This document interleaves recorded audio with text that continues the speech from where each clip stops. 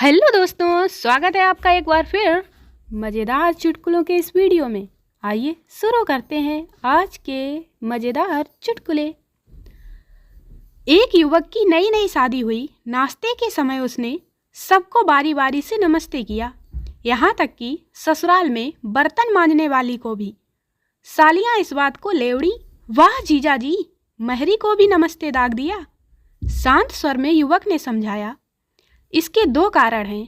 पहला कि मैं इंसान हूँ और इंसान इंसान में भेदभाव नहीं करता, और दूसरा कारण यह है कि मेरी मम्मी ने समझा दिया था कि नमस्ते सबको करना है, पता नहीं कौन तिलक के 5 रुपए दे जाए। एक ही चौल में रहने वाली स्त्रियों के बीच झगड़ा हो गया। झगड़ा इतना भयंकर हुआ कि होते होते अदालत तक पहुंच गया। अदालत में जज के सामने सभी स्त्रियों ने अपनी बात रखनी शुरू की, तो फिर से झगड़ा शुरू हो गया। झगड़ा इतना बढ़ गया कि जज भी बौखला गया। स्त्रियों की चीख पुकार वहां मचती रही। जज ऑर्डर ऑर्डर चिल्लाता रहा। काफी लंबे समय तक जज के हथौड़ा पटकने के बाद स्त्रियां शांत हुईं। तब जज ने कहा कि जिस स्त्री की सबसे अधिक उम्र हो वह अपनी बात सबसे पहले रखे, और मुकदमा समाप्त हो गया।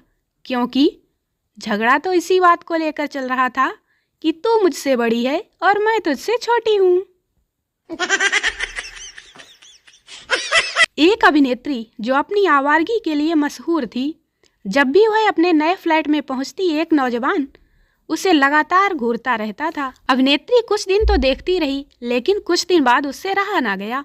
उसने नौजवान से कहा, अगर तुमने कुछ बदतमीजी की तो मैं अपने पति को बुला लूंगी।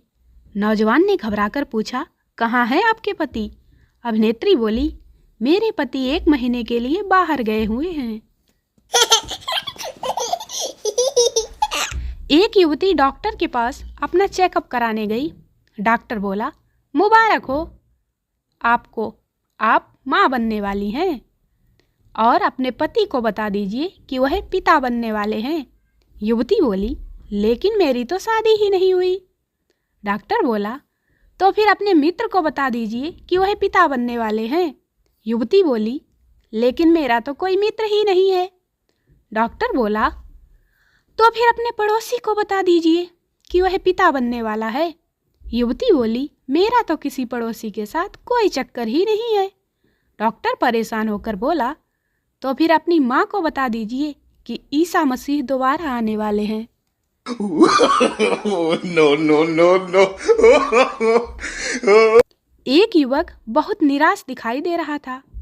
एक युवक के पूछने पर उसने बताया कि मैं बिजनेस के काम से बाहर गया था और परसों सवेरे मैंने अपनी पत्नी को तार दिया कि कल रात तक मैं आ जाऊंगा, और जब वापस लौटा तो देखा मेरी पत्नी के बिस्तर पर एक पड़ोसी लड़का। मैं समझ गया। मित्र बीच में ही बात काटते हुए बोला, फिर क्या हुआ? फिर क्या, मैं सलाह करने अपनी माँ के पास गया।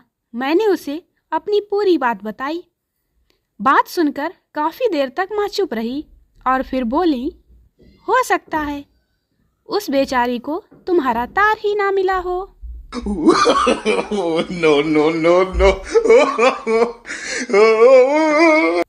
प्रेमी, मैं तुम्हारे द्वारा प्रेषित पत्रों में चिपके हुए डाक टिकट को चूमना नहीं भूलता, क्योंकि उनमें तुम्हारे होठों का स्पर्श होता है।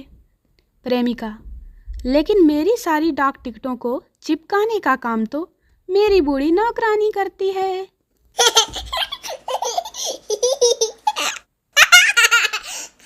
डॉक्टर, रात को टेंशन लेकर नहीं सोना चाहिए। मरीज, तो क्या मायके भेज दें? पंडिताइन ने अपनी नववधू से कहा कि जरा खटिया ठीक कर दो, पंडित जी जीमने जा रहे हैं, आकर तुरंत लेटेंगे। बहू दहाड़े मार मार कर रोने लगी। सास ने पूछा कि क्यों रो रही हो? बहू ने कहा कि मेरे पिता ने मुझे कैसे भुक्खड़ घर में दे दिया, जिन्हें यजमान के यहाँ जीमना भी नहीं आता। हमारे यहाँ पिताजी जब जीमने जाते हैं तो खटिया साथ जाती है, और जीमने के बाद 4 आदमी खटिया पर ही घर लाते हैं। खुद घर चलकर आ गए तो फिर जीमना क्या हुआ? संता वेटर बन गया। कुछ स्कूल के लड़के रोज उसे परेशान करते थे। एक दिन लड़कों को अपनी गलती का एहसास हुआ। उन्होंने संता से कहा, सॉरी, हमने तुमको बहुत तंग किया है। ये लो 100 रुपये और हम वादा करते हैं कि आज से तुम्हें परेशान नहीं करेंगे। संता, ठीक है भाइयों, मैं भी वादा करता हूँ कि आज के बाद तुम्हारी कॉफ़ी में कभी नहीं थूकूंगा। no, no, no. दीवार पर लिखा था, यहाँ कुत्ते सूसू करते हैं। कालू ने वहाँ सूसू किया और फिर हंसते हुए बोला, ये लो, सूसू मैंने किया, अब नाम कुत्ते का होगा। एक लड़की अपनी माँ से, मम्मी, बहुत सारे लोग अपनी कार के पीछे लाल रंग से एल क्यों चिपका देते हैं? माँ ने जवाब दिया, बेटा, क्योंकि वह कार चलाना सीख रहे होते हैं, इसलिए। लड़की तुरंत जाकर अपने छोटे भाई की पीठ पर एल चिपका देती है, क्योंकि वह अभी चलना सीख रहा था।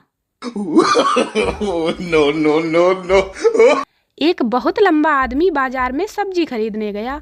सब्जी की एक दुकान पर वह खड़ा होकर बोला, भाई साहब, यह नींबू कैसे दिए? सब्जी वाला बोला, अरे भाई साहब, जरा नीचे झुककर तो देखिए, यह नींबू नहीं, संतरे हैं, संतरे।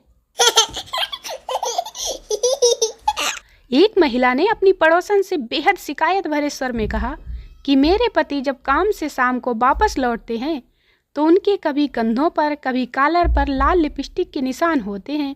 अब तुम ही बताओ बहन, ऐसा अगर तुम्हारे साथ हो तो तुम क्या करोगी? पड़ोसन ताव में भरकर बोली, करेगी क्या?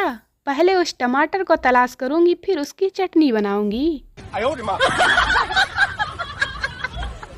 दोस्तों, वीडियो को लाइक करें, शेयर करें, चैनल को सब्सक्राइब जरूर करें। मिलते हैं अगले वीडियो में, तब तक हंसते रहें, मुस्कुराते रहें। Bye bye.